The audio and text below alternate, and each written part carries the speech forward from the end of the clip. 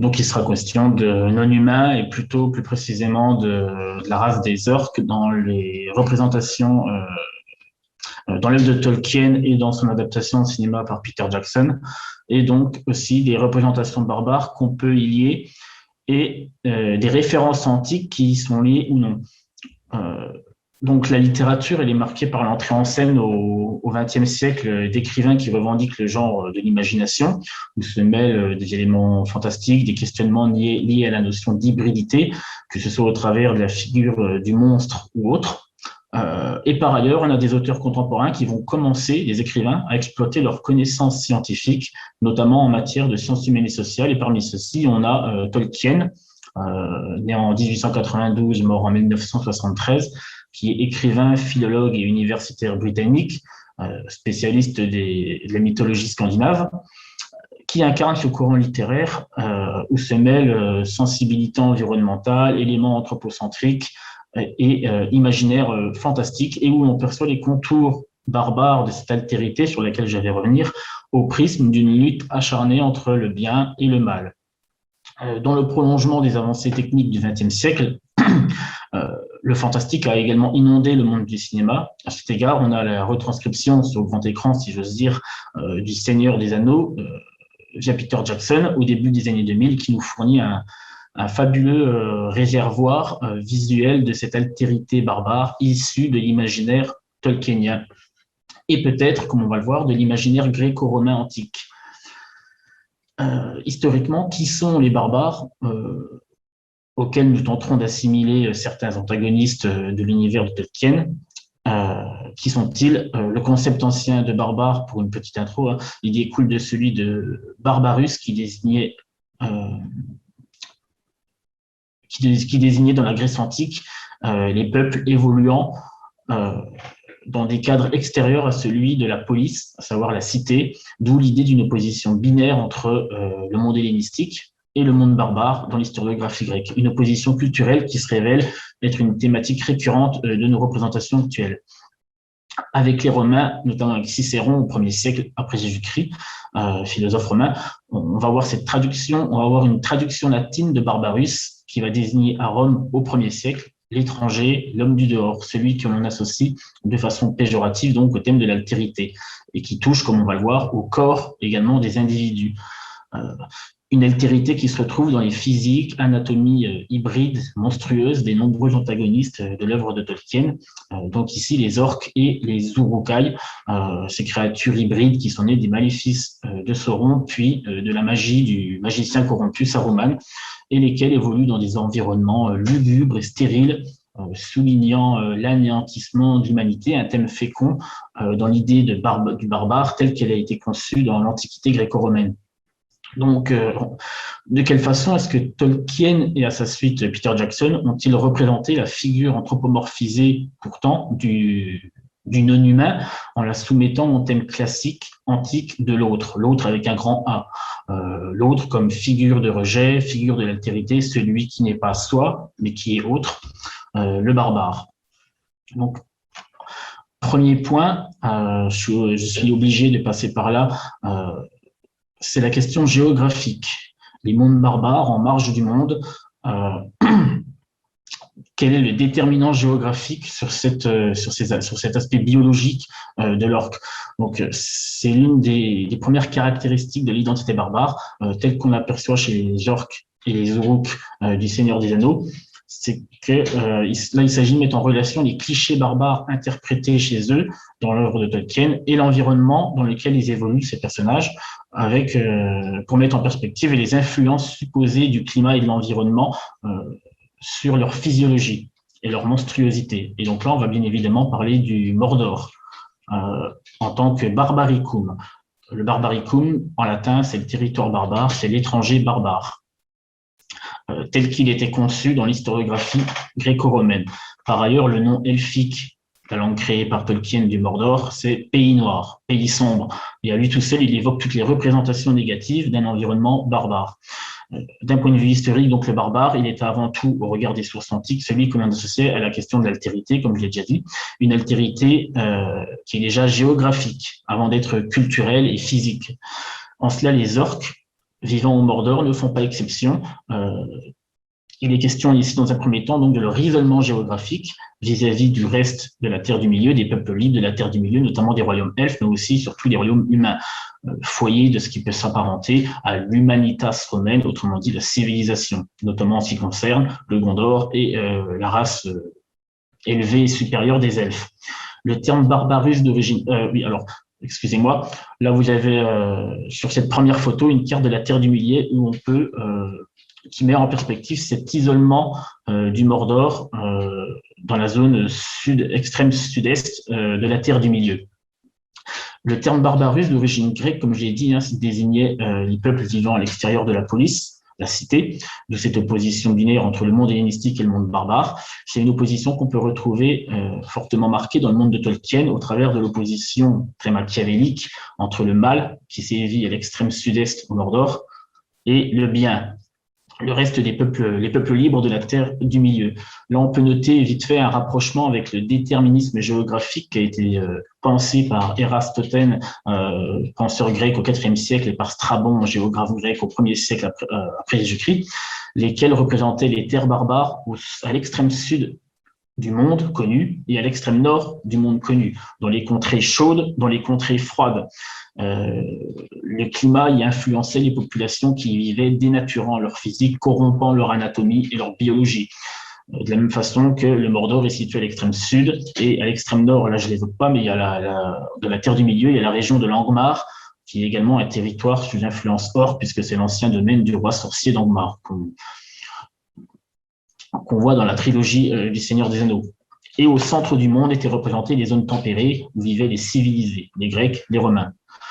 Notons que tout comme les territoires barbares historiques que vous voyez sur cette carte, cette deuxième image qui représente une carte du monde romain, j'ai entouré grossièrement les territoires dits barbares, du nord-ouest au sud-est, on a la Bretagne, la Germanie, les royaumes Sarmates et Daces, les plaines du Danube, quoi, et à l'extrême sud-est, le royaume Parthe. De même que le Mordor, ces territoires barbares, ils sont isolés par des barrières naturelles, infranchissables, ou dits comme tels dans la littérature ethnographique antique, la mer, les grands fleuves comme le Rhin, le Danube, les massifs montagneux, etc. De même que le Mordor, aussi qualifié de terre sombre, était isolé des territoires voisins par des frontières naturelles que sont, comme on peut le voir sur la photo 4, la prochaine image, les massifs montagneux hauts et abrupts, merci, que sont les monts des Cendres qui s'étendent sur 500 miles au nord et les montagnes de l'Ombre qui se prolongent sur 400 miles, soit 600 km à l'ouest avant de bifurquer au sud vers l'extrême arabe pour cercler, encaserner, si j'ose dire, le territoire orque. Si dans la Rome antique, le barbarus condense en lui les forces du mal, ce qualificatif désigne à la fois l'éloignement géographique et l'isolement, ce qui illustre Tolkien ici. On a une forme d'essentialisme environnemental qui soutient l'idée d'un territoire barbare difficile à approcher. De ce fait, je vous cite Les Seigneurs des Anneaux, livre 6, chapitre 2, à propos de Frodon et Sam qui tentent de pénétrer au Mordor. Ils virent bientôt qu'il était impossible de passer par la crête de Morgay, ainsi qu'en aucun des plus hauts niveaux dépourvus de sentiers et coupés de gorges profondes. Ils finirent par être contraints de redescendre par le ravin qu'ils avaient escaladé pour chercher une voie le long de la vallée. Donc là, on perçoit une référence quelque part aux frontières du barbaricum historique dans le monde romain. On peut penser à Tacite qui, dans la Germanie, au 1er siècle, évoque des sommets inaccessibles et abrupts, lui aussi, qui éloignent les surprises d'une incursion ennemie, quand il parle de la Germanie ou de la Bretagne, à une époque où Rome les affronte dans sa tentative de conquête du monde. Donc le commentaire de l'écrivain distingue une situation géographique sécurisante au moyen de barrières naturelles présentées comme infranchissables. Et ça, c'est lié à une idée coextensive, de l'inhospitalité du territoire. J'en viens à mon second point sur les déserts barbares, des terres glaces, des terres vaines que représente le Mordor. Là, vous avez une image du Mordor, de la plaine de Gorgoroth, où on a cette idée de terre glace, de terre qu'il est impossible de cultiver, aride, sombre. Chez Tolkien, on a donc tout un vocable de ce territoire inhospitalier qui se construit autour du territoire du Mordor. C'est notamment, dont je l'ai dit, comme le plateau de Gorgoroth, qui, dans la langue elfique, se traduit par le lieu de l'extrême horreur. C'est la photo 3, voilà, cerclée, je l'ai encerclée sur la carte du Mordor, et la photo 5 également. Donc ce plateau de Gorgoroth, situé au nord-est du Mordor, où figure la montagne du destin, où fut créé l'anneau et où fut détruit l'anneau, ainsi que l'imposante forteresse et siège du pouvoir de Sauron, Barad-dûr, à savoir la tour sombre. Je cite à nouveau Le Seigneur des Anneaux, livre 6, chapitre 2, qui rend compte de l'inhospitalité du territoire. Là, sous une dénivellation d'environ 1500 pieds, la plaine intérieure s'étendait à perte de vue, perdue dans des ténèbres informes. À présent, le vent du monde soufflait de l'ouest et les grands nuages s'étaient soulevés, flottant vers l'est. Mais les mornes champs du Gorgoroth n'étaient encore éclairés que d'une simple lueur grise. Donc là, c'est clairement l'évocation de la démesure et du caractère gigantesque de ces étendues sauvages et désertiques, couvertes de poussière et de sable noir. C'est un lieu de néant, empuanté par les vapeurs nauséabondes qui sortent du sol, etc. Enfin, toute une description horrifique de la chose, du milieu. Et les anciens également, grecs et romains, n'avaient de cesse d'énumérer dans leurs œuvres ethnographique, l'exotisme terrifiant et l'intolérance des contrées barbares, qui étaient des pays de marécages envahis par les eaux, aux hivers rudes, au climat implacable. Sénèque, au 1er siècle, le philosophe romain, évoque la rigueur continuelle du climat germanique, quand Tacite, lui, évoque de son côté cette Germanie qui se distingue par la rudesse de son climat à nouveau. C'est aussi le poète Virgile qui se complaît à dépeindre dans ses Bucolia une région transrhénane hostile en rappelant les dangers liés au froid, ou à la violence des grands froids nordiques. C'est Pline l'Ancien qui associait la violence des peuples qui y vivaient, les Chauques, un peuple germanique. Donc, l'idée d'un territoire excessivement ingrat à toute occupation humaine, sinon barbare et primitive, d'où la prédisposition de ces occupants, des populations qui y vivent pour les activités guerrières et leur physiologie animale. Peter Jackson a su traduire quelque part cette peur de l'étranger barbare dans son œuvre en imaginons un instant, quand on visualise le Seigneur des Anneaux, un habitant de Minas Tirith, capitale politique et administrative du royaume humain du Gondor, ou tout autre habitant des campagnes et fiefs de ce grand royaume en perdition, quitter ces espaces pour s'enfoncer dans ces confins sauvages du Mordor, si toutefois il arrivait à y pénétrer, et voir ces déserts de pierres noires, de jais, ces plateaux lugubres qui s'étendent à perte de vue, au-delà de ce mur infranchissable que représentent les chaînes de montagnes qui encerclent le territoire. Donc l'intégralité des terres du Pays Noir, entre le Rhovanion, la zone au nord du Mordor, et le Harad, le territoire au sud du Mordor, se caractérise par cette absence de vie, de flore, ces déserts barbares. À cette image d'un environnement perpétuellement présenté comme sauvage et hostile dans l'imaginaire de Tolkien se joint celle du non-humain, du monstre, ici anthropomorphisé sous des traits barbares, associé à cette, on pourrait dire, cette humanité à part qu'évoquaient les Grecs et les Romains en parlant des barbares, mais là il n'est même pas question d'humanité, c'est clairement le non-humain. Donc j'en viens à mon point suivant, des anciens à Tolkien, c'est la question de la déshumanisation de l'autre. Et dès lors que l'on se penche sur la question de l'esthétique physique des sbires de Sauron et de Saruman, et c'est tout comme l'historiographie antique singularise le Germain, le Dace ou le Sarmat, on ne peut qu'être frappé par la déshumanisation qui vise ces mêmes individus. Comme on le voit sur la photo 6, à travers le portrait, le visage d'un orc, parmi tant d'autres, un guerrier parmi tant d'autres, un visage inhumain, monstrueux, difforme et clairement qui se caractérise par le lait, la laideur. Au travers de son œuvre, Tolkien témoigne donc de cette conjonction entre un environnement lugubre, démesuré, chaotique, et une population qui évolue et qui est intrinsèquement liée, bien que l'on sache que l'origine de la monstrueuse race des orques se trouve en fait dans l'enlèvement et la corruption d'individus de la race des elfes et des hommes. Par ailleurs, on peut noter que dans l'historiographie grecque et romaine, l'un des thèmes féconds de l'imaginaire barbare, c'est cette forme de déshumanisation que le barbare subit dans la rhétorique antique, ce qui est très à propos puisque Tolkien, vers la fin de sa vie, va revenir sur l'origine elfique des orques pour un problème de justification chronologique et autres, et il va finalement décider de faire des orques d'anciens hommes qui ont été corrompus par le mal. Je le cite dans une de ses lettres à un de ses correspondants.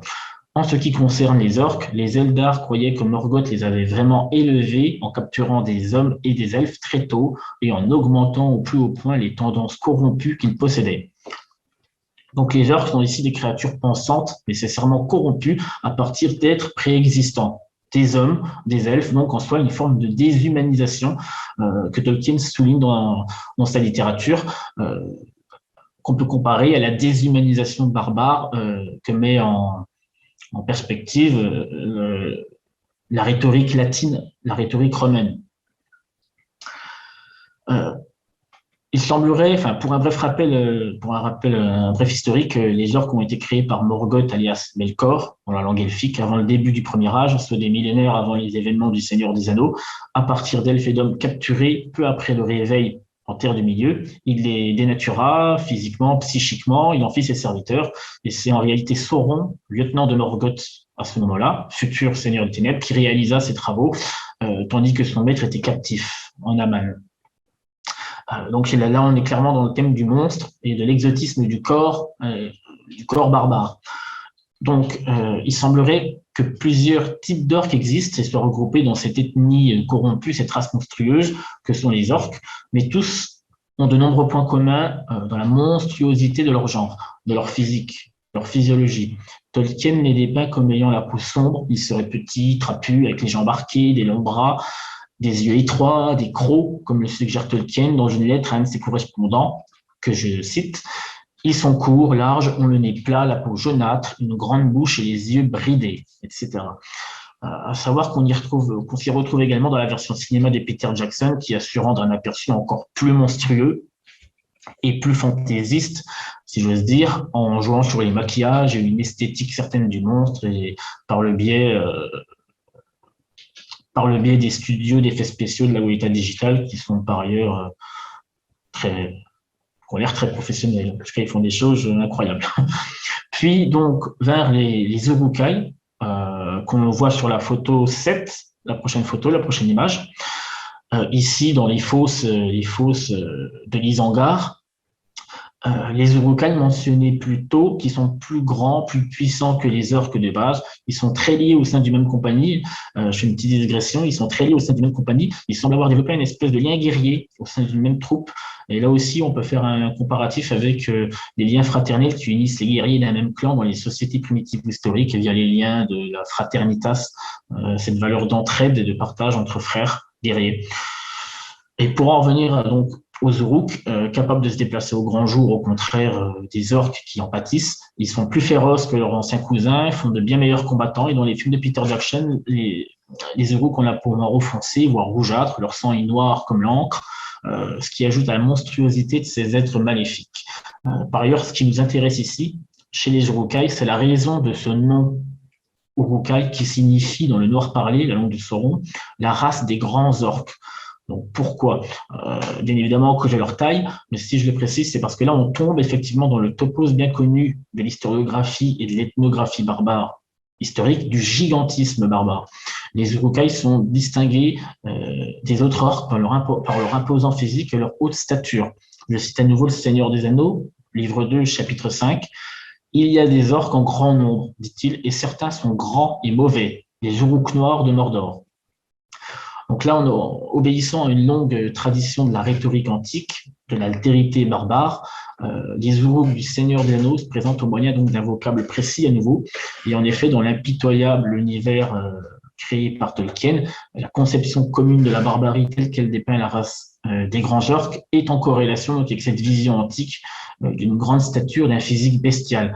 De même que c'est l'expression chez Jules César, par exemple, au 1er siècle, dans son Bellum Gallicum, la guerre des Gaules, d'un physique démesuré et terrifiant du Germain qui glace le sang des légionnaires romains à la première vue de ceux-ci. Je le cite.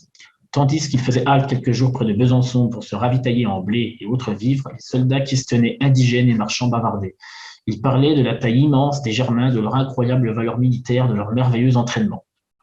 Donc là, on retrouve le thème d'un physique bestial, d'un gigantisme du corps.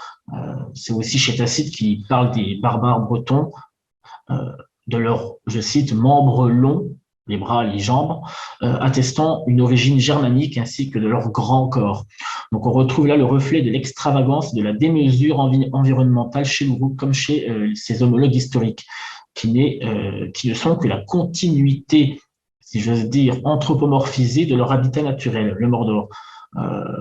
Ce qui traduit l'idée de puissance guerrière également qui se dégage de ces créatures, l'immania corpora, le topos d'un physique redoutable et imposant, un physique de guerrier né, comme en témoigne cette réplique du regretté Christopher Lee qui interprète Saruman dans la trilogie de Peter Jackson, où il dit, au moment où il crée ses premiers Urukai dans la communauté d'Anneaux, aujourd'hui ils sont parfaits, les combattants Urukai.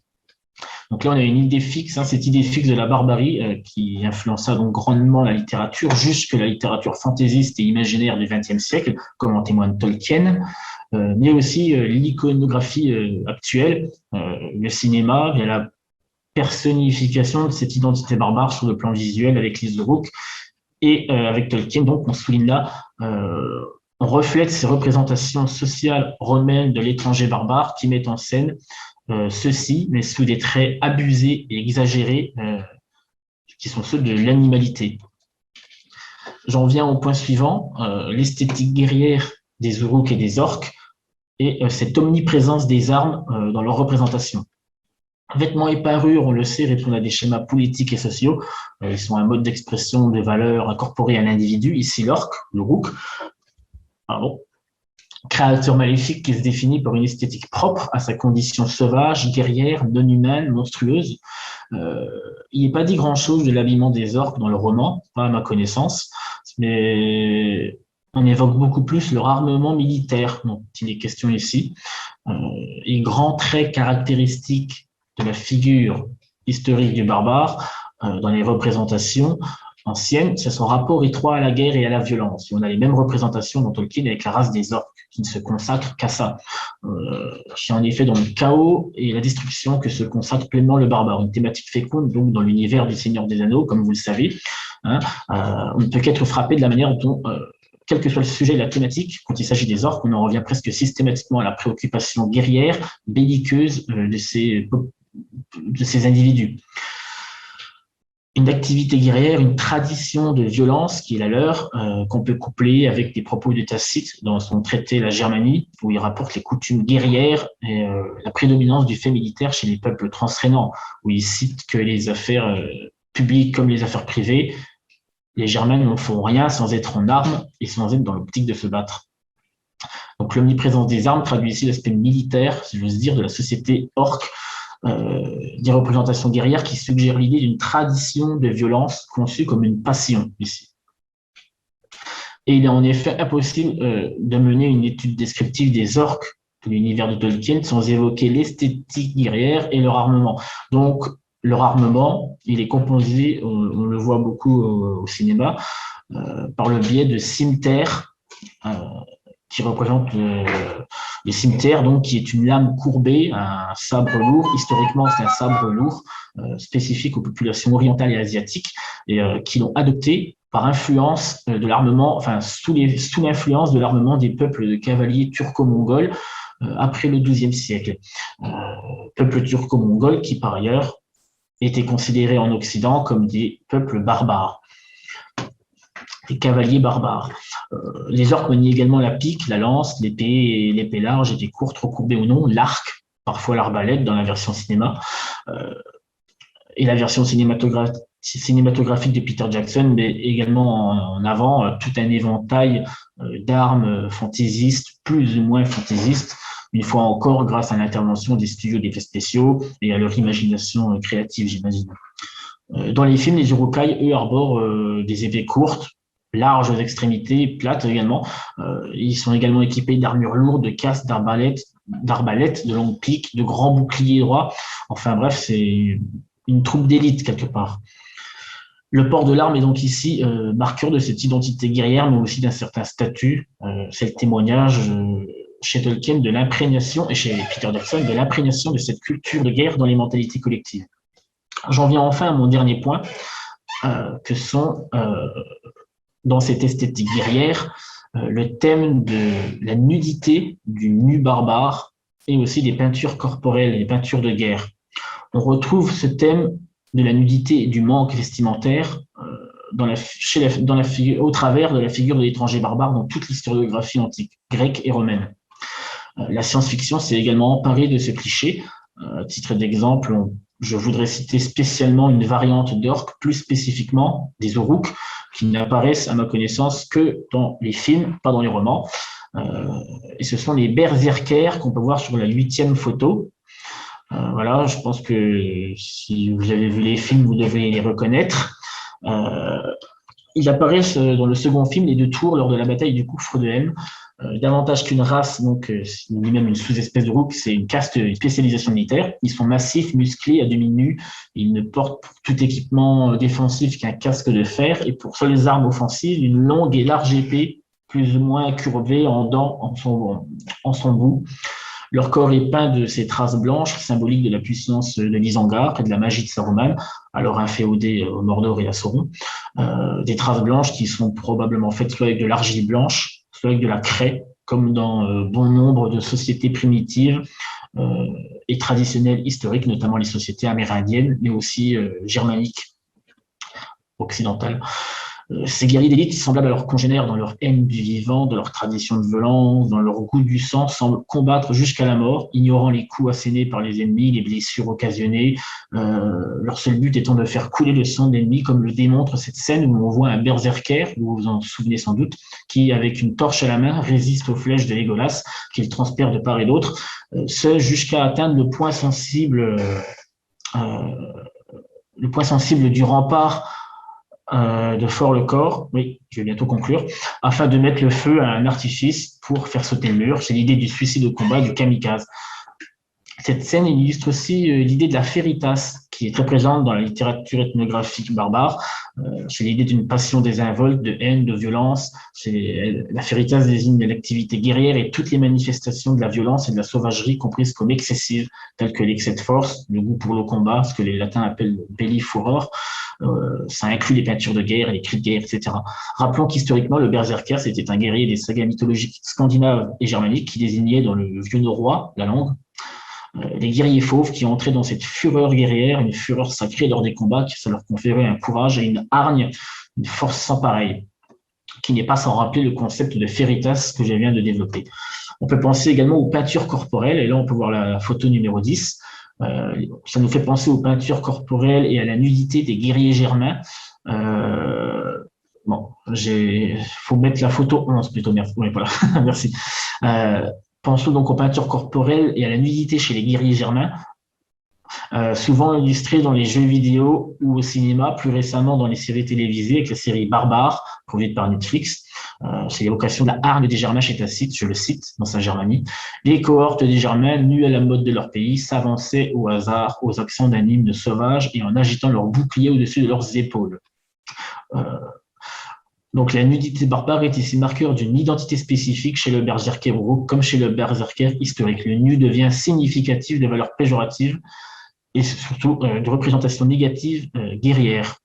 Hein, on a en tête aussi ces berserkers qui sont les premiers dans les 2 tours lors de la bataille du gouffre de Helm.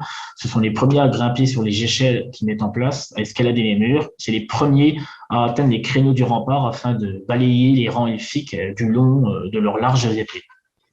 Enfin, quant à l'utilisation de ces peintures corporelles chez les orques, elles assument probablement, comme chez les barbares historiques, un geste ornemental réfléchi, non pas humain, mais contre le genre humain, au nom de l'idéologie de Saruman et de Sauron. Rappelons-nous des propos d'Aragorn qui dit au roi Théoden que l'armée d'Uruk-hai, levée par Saruman, n'a qu'un seul but évident, détruire le monde des hommes. Donc ici, la peinture, elle définit un discours de guerre. Le corps de ces Uruk devient un corps discours qui reflète leur haine du genre humain, leur haine du vivant et leur goût pour la guerre. Et c'est aussi peut-être une astuce de Saruman de les peindre en blanc avec la marque de sa main pour assembler ces guerriers, sachant l'animosité qui peut régner dans leur rang. La peinture blanche devient alors, au-delà de la marque de Saruman, un signe identitaire pour tous ceux qui composent ces légions.